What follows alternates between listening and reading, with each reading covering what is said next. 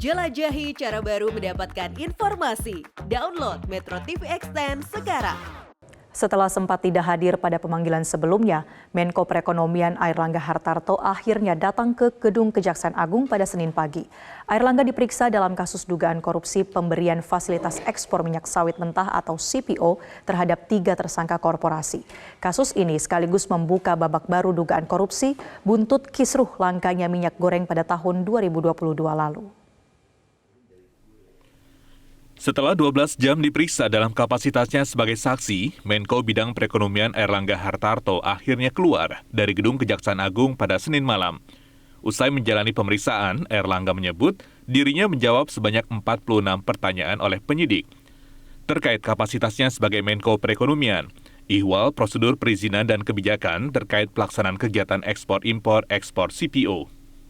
Saya hari ini hadir untuk menjawab pertanyaan-pertanyaan yang tadi disampaikan dan saya telah menjawab 46 pertanyaan dan mudah-mudahan jawaban sudah dijawab dengan sebaik-baiknya.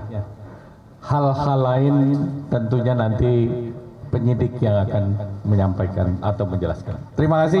Wassalamualaikum warahmatullahi wabarakatuh. Kasus ini merupakan babak baru dari penyelidikan yang sedang dilakukan Kejaksaan Agung atas perkara dugaan korupsi izin ekspor minyak sawit mentah atau CPO dan turunannya, periode 2021-2022.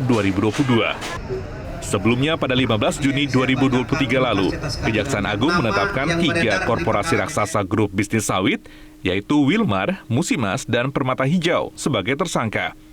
Ya, kerugian yang dibebankan berdasarkan putusan kasasi dari Mahkamah Agung yang sudah mempunyai kekuatan hukum tetap adalah 6,47 triliun dari perkara minyak goreng. Ya, saya kira ini yang perlu saya sampaikan. Terbukti bahwa perkara yang sudah ingkrah ini adalah merupakan aksi daripada 3 korporasi ini. Ya, sehingga pada hari ini juga kami tetapkan 3 korporasi ini sebagai tersangka. Dalam kasus ini, Majelis Hakim Tipikor pada 4 Januari 2023 lalu juga sudah menjatuhi vonis penjara dan denda atas 5 terdakwa. Bahkan Mahkamah Agung pada Mei 2023 memperberat vonis terhadap para terdakwa mafia minyak goreng, di mana mantan Direktur Jenderal Perdagangan Luar Negeri Kemendak Indrasari Wisnuwardana dari 3 tahun menjadi 8 tahun penjara. Kemudian Webinanto Halimjati alias Lin Chewei diperberat dari 1 tahun penjara menjadi 7 tahun penjara. Senior Manager Corporate Affair PT Victorindo Alam Lestari, Stanley, juga diperberat dari 1 tahun penjara menjadi 5 tahun penjara.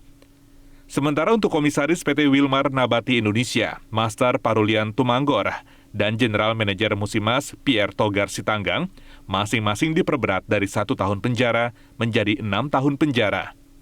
Kelimanya terbukti bersalah, membuat terjadinya kemahalan, serta kelangkaan minyak goreng, serta membuat negara terpaksa menggelontorkan dana kepada masyarakat dalam bentuk bantuan langsung tunai sebesar 6,19 triliun rupiah.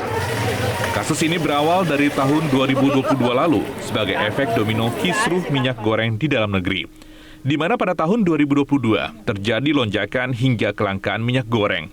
Di saat bersamaan, pemerintah memberlakukan berbagai kebijakan untuk mengatasi kisruh tersebut. Salah satunya, wajib pemenuhan domestik bagi eksportir minyak sawit. Tim Liputan, Metro TV.